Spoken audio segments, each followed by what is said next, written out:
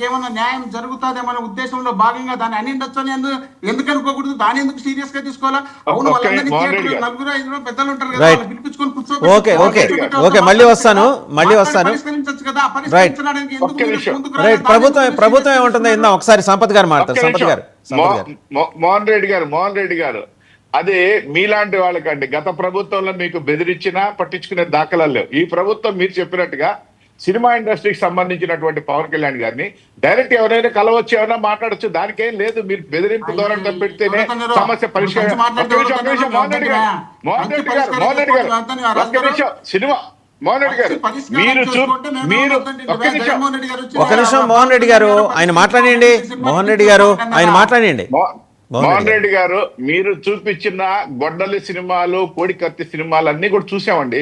మీకు ఇంకోటి తెలుసో తెలీదో మోహన్ రెడ్డి గారు ప్లీజ్ మోహన్ రెడ్డి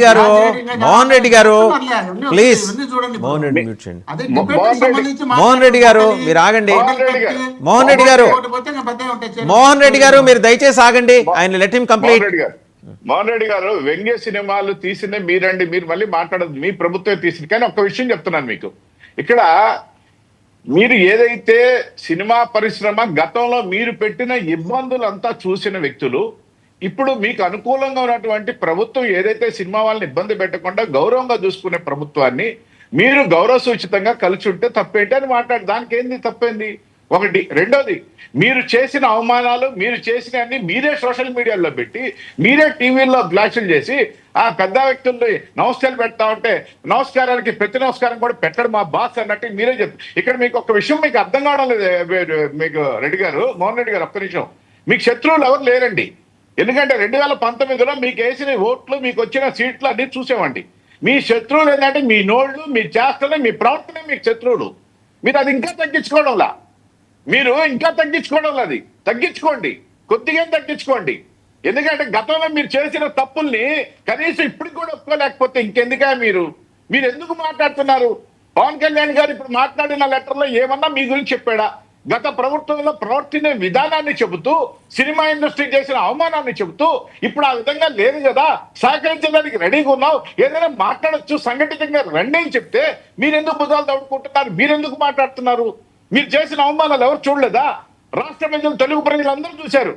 మీకు ఏ విధంగా ఓట్ శాతం ఇచ్చారో, ఏ విధంగా సీట్లు ఇచ్చారో మీకు అన్ని చూసి కూడా మీరు మళ్ళీ మాట్లాడతారు. ఎందుకంటే ఈ ఇష్యూలో అసలు మీరు మాట్లాడేదానికి నైతిక అర్హత లేదు. మీరు మళ్ళీ మాట్లాడుతున్నారు. కొద్దిగా ఉండాలండి. మీ శత్రువులు మీదే, మీ నోళ్ళు, మీ ప్రవర్తనలు, మీ విధానాలు మీ శత్రువులు. కృష్ణాంజనేయులు గారు ఇప్పుడు థియేటర్లో అయితే ఏంటంటే వాళ్ళు they are ready for tax అండి. గవర్నమెంట్ కన్నా ముందు వాళ్ళే మాట్లాడుకోవటానికి ఇప్పుడు ఈ మొత్తం పిల్లి మేడలో గంట కట్టడానికి 4-10 మందో ఒకవేళ వస్తే అల్లు అరవింద్ గారు రాకపోయినా పర్లేదు, వీళ్ళందరూ కూర్చొని వైజాగ్లో మాట్లాడుకుంటున్నారు. థియేటర్ల బంద్ అయితే ప్రస్తుతానికి లేదు. ఆలోచన విరమించుకున్నారు. వాళ్ళ కన్సర్న్ ఏంటంటే మీరు బెనిఫిట్ షోలు వేసుకున్నప్పుడు పైన వచ్చే లాభాలని మీరు తీసుకుంటున్నారు కదా, అందులో కూడా మాకు 10 పైసలు ఇవ్వండి. చిన్న థియేటర్లు కాస్త ఫ్యాన్లు రిపేర్ చేయించుకుంటాం, టాయిలెట్లు శుభ్రం చేయించుకుంటాం, ఆ 10 పైసలతో వచ్చే 10 పైసలు అది వాళ్ళు చెప్పాలనుకుంటున్నది. మల్టీప్లెక్స్లు గోల వదిలేయండి. మల్టీప్లెక్స్లు ఎలాగో వాళ్ళకి మల్టీప్లెక్స్లకు షేర్ వెళ్తుంది, చిన్న థియేటర్లకు ఎందుకు వెళ్ళలేదు? అది వాళ్ళ కన్సర్న్. వాళ్ళకి చెప్పుకోవడం చేతకాక ఈ రకంగా మేము బంద్ చేస్తాం అంటే చెరువు మీద వెలిగారు వాళ్ళు. అది వచ్చిన సమస్య. ఇవాళ 28వ తారీఖు కూర్చుంటప్పుడు ప్రభుత్వం కూడా వాళ్ళ తరఫున ఒక ప్రతినిధిని పంపిస్తే బాగుంటుంది కదా. సినిమాకి సంబంధించినటువంటి సినిమా నిర్మాత, అదేవిధంగా ఆ సినిమాని డిస్ట్రిబ్యూట్ చేసేటువంటి వాళ్ళు, అదేవిధంగా ఎగ్జిబిట్, ఈ థియేటర్కి సంబంధించినటువంటి వాళ్ళు ఎగ్జిబిట్. థియేటర్లో వాళ్ళకి సంబంధించినటువంటి సమస్య ఏంటి? చాలా థియేటర్లు మూతపడ్డాయి, చాలా థియేటర్ క్లోజ్ చేసుకొని కన్వెన్షన్ హాల్స్ పెట్టుకున్నారు. మా వల్ల కాదు ఇక నడపటం థియేటర్స్ అనేటువంటి సమస్య వచ్చింది. ఎందుకు వచ్చింది?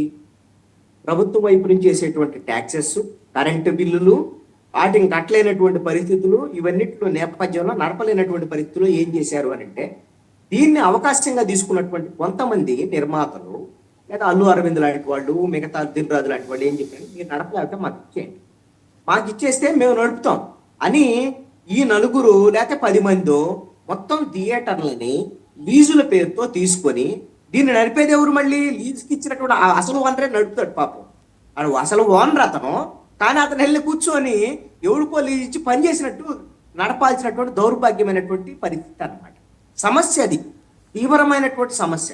ఇప్పుడు అలాగా థియేటర్లను లీజుకు తీసుకొని అవకాశంగా వాడుకున్నటువంటి ఇలాంటి ఎవరైతే 9-10 మందో ఉన్నటువంటి వాళ్ళు ఈ థియేటర్లను అడ్డం పెట్టుకొని తమకు సంబంధించినటువంటి వాళ్ళ సినిమాలను రిలీజ్ చేసుకున్నటువంటి విధంగా, ఇంకొకళ్ళ సినిమాలు అసలు రిలీజ్ కాకుండా ఉండేటువంటి విధంగా కుట్రలు చేయటం అనేటువంటి అంశము ఇదొక మాఫియా కింద మారినటువంటి పరిస్థితులు ఈ రోజున తెలుగు సినిమా కానివ్వండి, లేకపోతే అన్ని చోట్ల కూడా ఈ పరిస్థితులు వచ్చినటువంటి పరిస్థితి. కృష్ణాంజలి గారు, ఇంకో ఈ ప్రశ్న అండి, సమస్య- ఇంకో ప్రశ్న దీనికంటే పుష్పకి జరిగిన పుష్ప సందర్భంలో తమకి సపోర్ట్ రాలేదన్న వేదన కడుపులో పెట్టుకున్న అల్లు అరవింద్ గారు దీన్ని అడ్వాంటేజ్గా తీసుకొని తన్ని తాను దీనికి డిస్టెన్స్ అంటే దూరం చేసుకున్నారు. ఈ ఇష్యూలో నేను ఇన్వాల్వ్ కాను అనేది ఆయన మనసులో అది ఉందా?